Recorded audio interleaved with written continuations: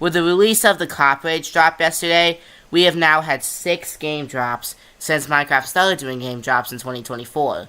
Now, with all these new game drops, now that we have like a taste of the drop system, we have a few drops to rank. I thought it'd be nice to rank all of the drops we've gotten from worst to best. Now, these will be on a couple factors. 1, how well implemented these features are, and 2, how likely I am and other players are to actually use these features, because that's pretty important with an update. So, I think it's important to note here that I'm not going to be ranking the drop that was just announced, the Massive Mayhem drop, since it's not out yet, but more importantly, it's not even in snapshot and beta phase yet.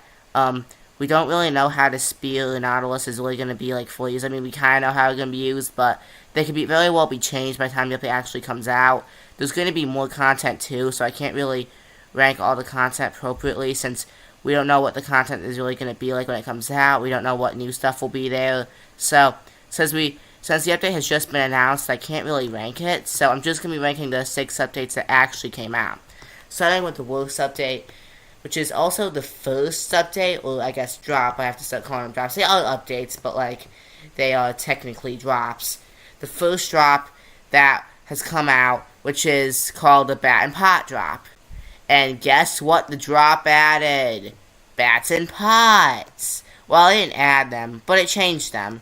First, the update changed the bat design to look a little different. It looks a little better. It still isn't really useful for anything, but hey, it looked better in the drop. But the other thing is that the update gave a new use to pots, allowing them to store up to 64 items. Guess what they added just a couple drops later, though? Yeah, I guess it was important, though. This was 1.20.50, I think, and it was an essential update since it was building up for the Tricky Trials update to have a lot of like pots with stuff in them. But yeah, it was a necessary update, and I mean the pot functionality is kind of useful, I guess. But like, let's be real, who has actually used the pots to store items? Probably like nobody, especially with bundles. Like, why would anybody even before bundles, they were like completely useless. That feature was completely useless. So like, nobody uses that feature. It wasn't even really a drop, to be honest. They only called it a drop after Mojang decided that they were going to start releasing game drops. And they thought, hey, this has kind of some feature content that isn't just bug fixes. Let's call this a drop. So yeah, they called it a drop. But since they called it a drop, I am going to count it. And yeah, it's definitely the worst game drop. I don't think anybody is going to be disagreeing with me on that one. But let's do the next drop, which is in perfect order. The armadillo, the claws drop something. This is what it's called. But yeah, it was a drop that added armadillos and wolf armor. The armored paws drop, I forgot what it was called for a sec. But yeah, it was the update that added armadillos as well as wolf armor and new wolf variants. Overall, a pretty cool update. It finally gave some new customization options for wolves, which was great. It also added wolf armor, which plays I wanted for a while, and it added the mob vote winner that added the armadillo. Unfortunately, they had to cancel that was the last Minecraft mob vote winner that was ever added because they decided that they had to be done with the Minecraft mob vote. I actually have a video talking about why I think that was, which you should definitely watch after you're done with this one. I know it was partly because players couldn't realize that the Minecraft mob vote wasn't really to add every single mob.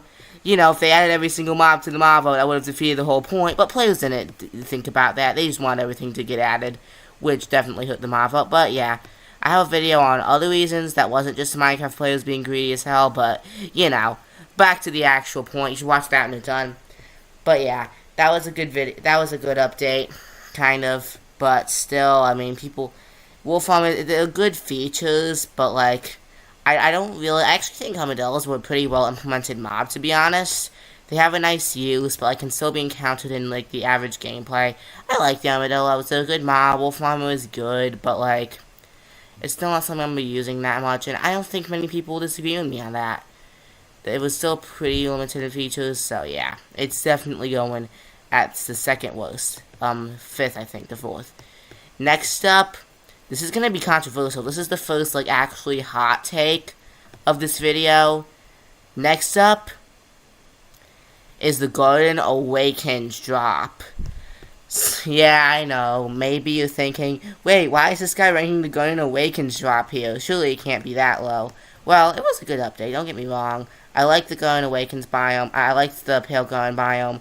Honestly, one of the perks of the drop system, I think, is that they were able to add something like that and just make, like, a whole update centered around it instead of, like, having that be weirdly implemented like other features, like with 1.20 where they had, like, the Cherry Grove biome with, like, the archaeology system. It kind of felt weird. So they were able to just have a whole update featured around this biome, which I actually really liked. And I think the biome as a whole is pretty cool. I like the biome. I like it a lot. The Creaking is a really cool mob. It's a very unique mob. It's like kind of like a contrast to the Enderman. I like it. But then again, it's just like one biome. You're not really going to encounter that much. And it could have definitely been better implemented. I'm not going to say it couldn't have been better implemented. So and compared to what the other updates had, it just wasn't really there. But the update that some people are going to think should be the spot that Garden Awakens is going to be the Bundles of Bravery drop. You might think, well, the Garden Awakens drop was certainly better than this, wasn't it? And this is the first time, like, actually out of order, this video. But let me explain. Yeah, I know, the bundles it added, like, one feature. At least for Java, it added only one feature. But then again, that feature was more useful and is used by more players, is used more by players than the entire Pale Garden biome, so maybe that alone justifies it being here.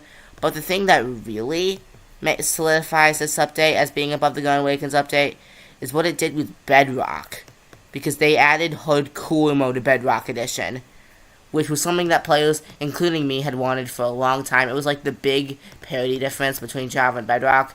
When you thought of reasons why Java was better, chances are you were going to say Hardcore mode.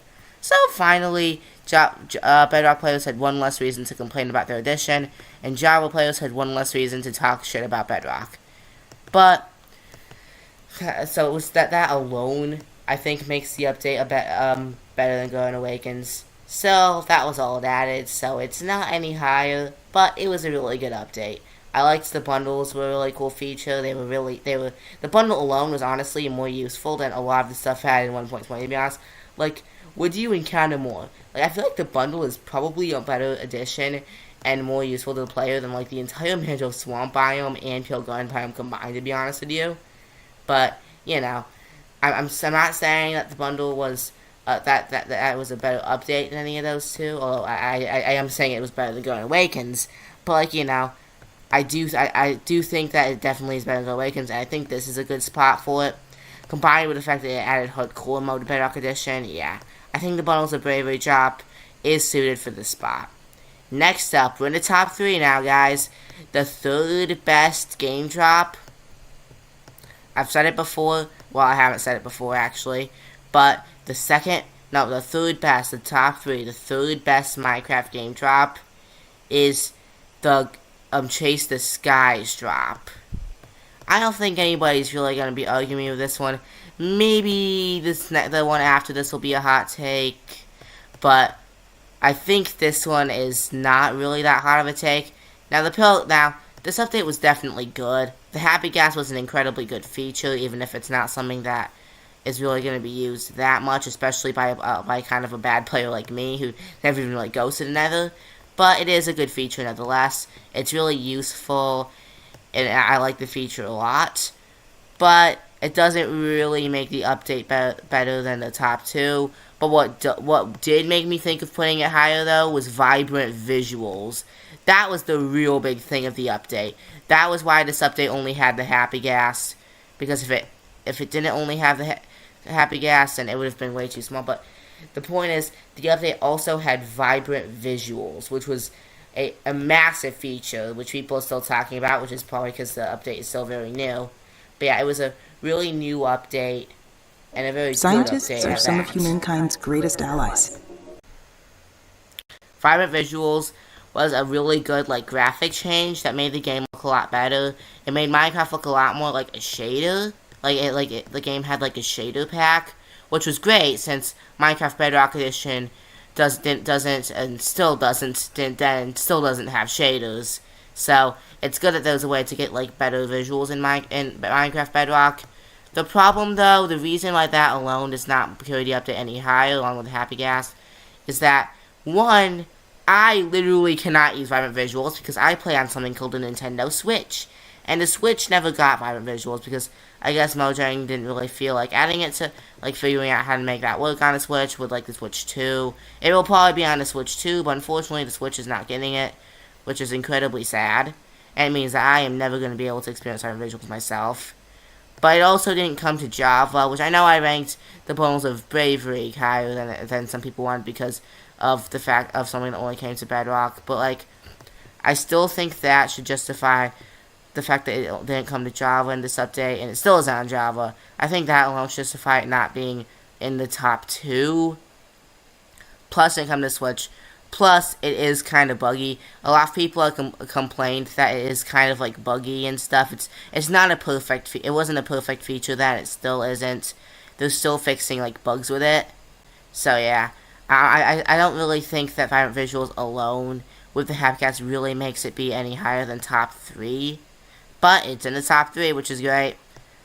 Now, the second best update. Now, this might be a little controversial, but I'm actually going to put the newest update, the Copper Age drop, as the second best Minecraft game drop. Now, you might think it should be number 1 because the update is new to you. You're full of new feature bias.